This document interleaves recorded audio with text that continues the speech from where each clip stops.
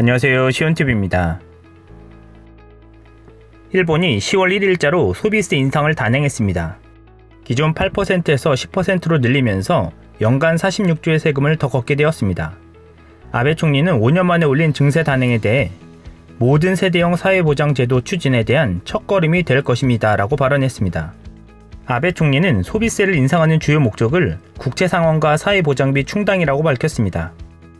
그런데 이렇게 소비세를 일방적으로 단행함에도 언론은 조용했습니다.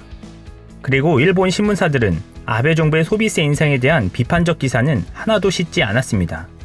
아니, 못했습니다. 왜일까요? 신문사들이 아베 정부에 이전부터 소비세 인상에서 전기 구독료를 제외시켜달라고 요구해왔는데 이들 바램대로 식료품과 함께 신문 전기 구독료만 소비세율을 인상하지 않았기 때문입니다. 그래서일까요? 일본 경제계에서 비판하고 있는 소비세율 인상으로 인한 수출 감소나 소비자들의 소비심리 위축과 함께 엄청난 불편을 초래하는 소비세 인상에 대한 비판적 논조의 기사들은 하나도 찾아볼 수 없었습니다. 단지 구조개혁의 첫 발을 내딛었다는 데 의미를 두거나 경감세율을 받는 대안을 알려주는 보완대책 등에 중점을 두었습니다. 그런데 신문 정기구독료를 소비세 인상에서 제외시킨 이유가 아주 가관입니다. 신문은 사색의 식재료이자 영양소라는 이유입니다.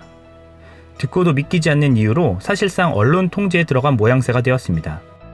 일본 업계들은 소비세 인상으로 소비심리가 위축되지 않도록 가격 동결을 하거나 포인트 환원을 하는 등 자체적인 대비에 분주한 상황입니다. 한편 소비세가 인상된 첫날 아베 총리는 오늘부터 유아교육, 보육 무상화를 실시한다라고 발표했습니다.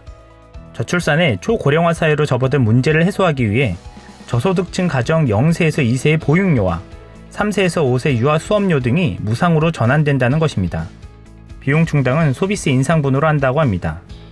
그런데 일본 내 조선학교 부설 유치원 등은 이 혜택에서도 제외됐습니다. 조선학교나 외국인 학교 부설 유치원들은 유아교육을 포함한 다양한 교육을 하고 있다는 것이 이유였습니다. 소비세는 모두 동등하게 내고 무상교육 혜택에 있어서 차별을 받는다는 점은 인권 침해의 소지가 있어 보인다는 지적이 나오고 있습니다. 그동안 아베 정권이 사연임까지 거론되며 유지되어 온 가장 큰 동력은 경제를 살린 것에 대한 보답 차원이었다고 볼 수 있습니다.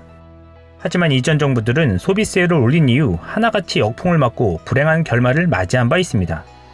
소비세를 처음 도입했던 케시타 노보루 정권은 3%의 소비세를 단행한 이후 이듬해 1989년 참의원 선거에서 참패해 퇴진했고 1997년 하시모토 류타로 내각은 재정을 재건하겠다는 이유로 소비세를 3%에서 5%로 인상했다가 외환위기와 금융불안으로 경제를 불황에 빠뜨려 이후 열린 참의원 선거에서 참패를 맛봤습니다.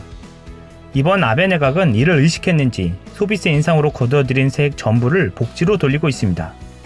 사실 소비세 인상안이 가결된 근거는 국가 부채 해소를 위해 세액의 80%를 쓰겠다는 조건이었습니다. 하지만 아베는 이 약속을 깨고 전액 복지로만 돌린 상황입니다.